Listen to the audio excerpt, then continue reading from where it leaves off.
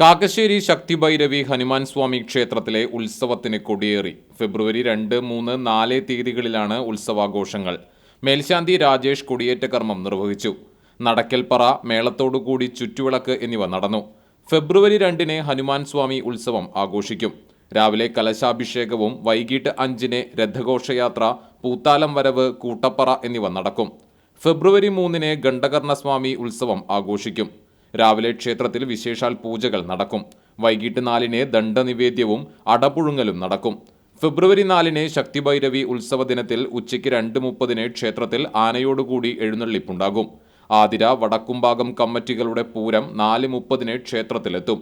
തുടർന്ന് ചെണ്ടമേളത്തിന്റെ അകമ്പടിയോടെ കൂട്ടിയെഴുന്നള്ളിപ്പ് നടക്കും. വൈകിട്ട് വിവിധ കമ്മിറ്റികളുടെ നേതൃത്വത്തിൽ തെയ്യം, നാടൻ കലാരൂപങ്ങൾ ക്ഷേത്രത്തിലെത്തും.